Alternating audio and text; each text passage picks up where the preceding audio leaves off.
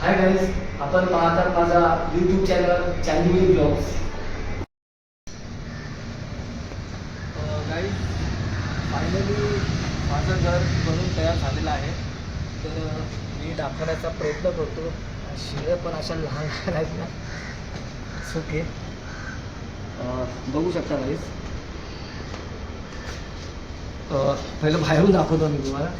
Guys, हे आहे tiles. म्हणजे ते गावी म्हणजे जुन्या काळामध्ये ते इटाचे बांधकाम होत असतं ना, या पद्धतीने हे बनवून घेतलेलं टाईल्स.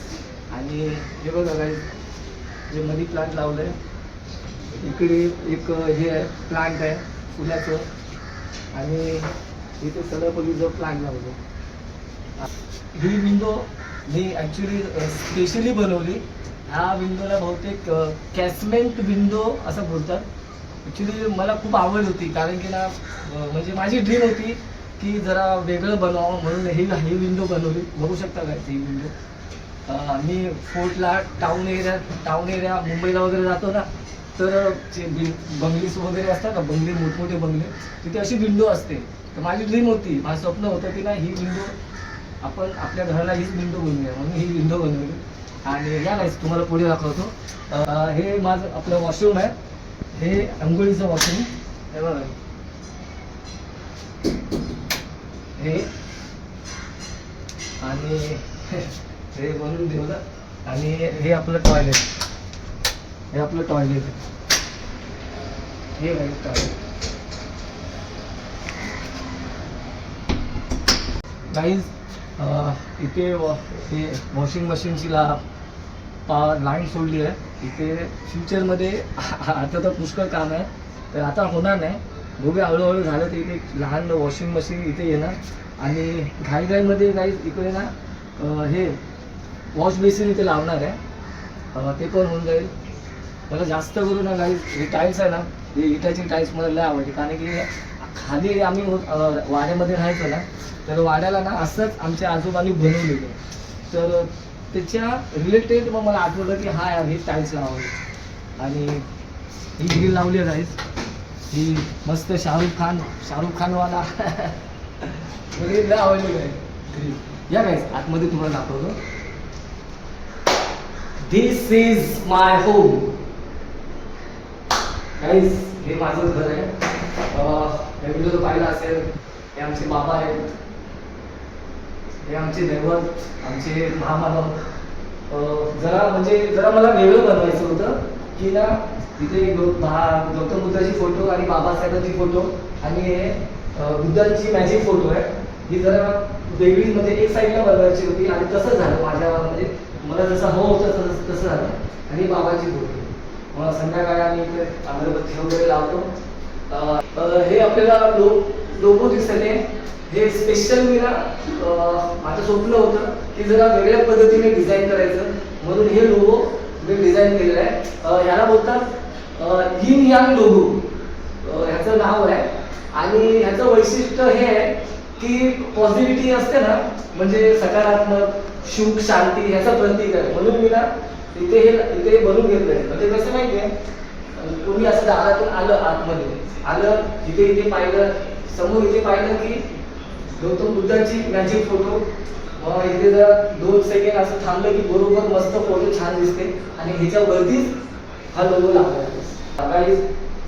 हे मिरर बनवून घेतला, कारण की मी तयार झालो ना की मला पहिला मिरर लागतो, कसा दिसतोय काय नाही, ठीक आहे. आणि हे स्पेशली वॉच मी बाहेरून मागवली. आणि हे पडदे तर आपल्या डिमांडून घेतलेलेच आहेत, कारण की सगळं नवीन म्हणजे हळूहळू एक एक वस्तू. टीव्ही घेतली, नवीन टीव्ही. आणि ऍक्च्युली कसं आहे माहिती आहे, असा हा जो वॉलपेपर आहे मोठा आहे म्हणून टीव्ही घेतली. नाहीतर मी ना तीच पहिलीवाली छोटी टीव्ही होती, लहान टीव्ही, तीच यूज करणार होतो.